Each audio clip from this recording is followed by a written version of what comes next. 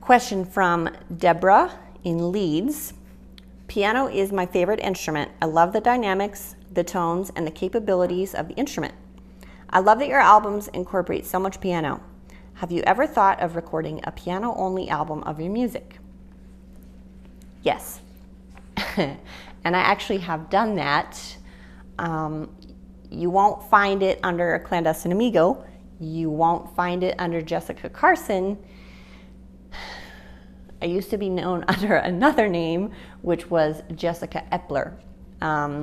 So I did actually record a solo piano album called Perennial Pattern, and I think it's still on Spotify.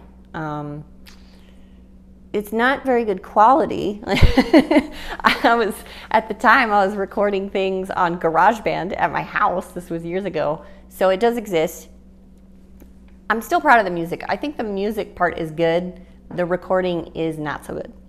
I don't necessarily see myself doing that again right now.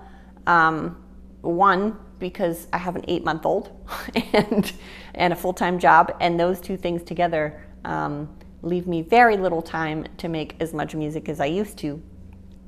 And when I write a solo piano piece and when I made that album, it takes a lot more time and thought for me. So lyrics, I actually write relatively quickly. Excuse me.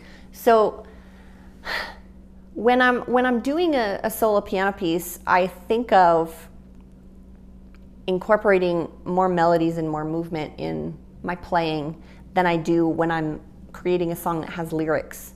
Because when I'm singing, I want to leave room for the lyrics and for that melody. I don't want my piano piece to clash with what I'm singing.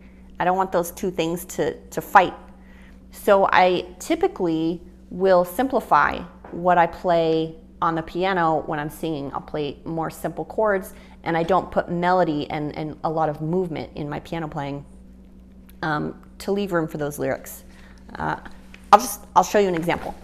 So take a song, something simple like Somewhere, which was on my first album, Temporary Circumstances.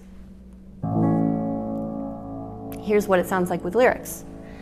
People talk about dreams like there's something to believe in. Lately I've been dreaming about you. Right? So the chords and the way that I'm playing the chords is very simple. It's just something to lay under the vocal.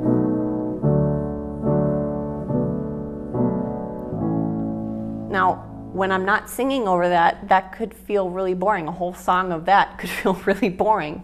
So if I were going to take that song and make it an instrumental, a solo piano song, it would maybe sound something like this.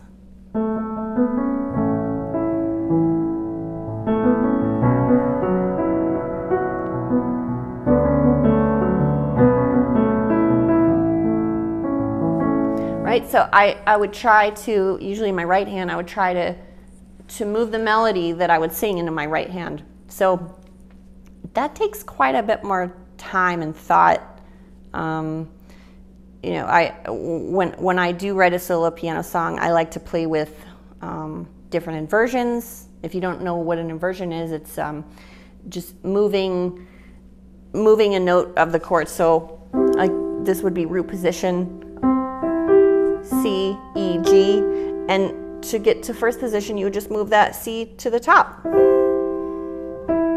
E, G, C. So I don't want to get too far into the weeds on music theory here, but when I write solo piano music, it's a lot more thinking about the structure and the inversions and the movement and the melody in the piano, rather than just using the piano as something that is supporting the vocal.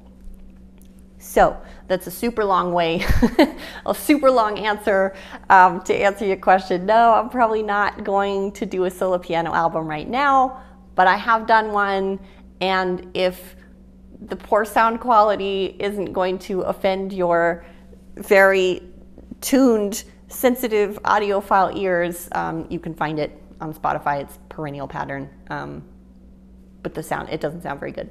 So thanks for the question.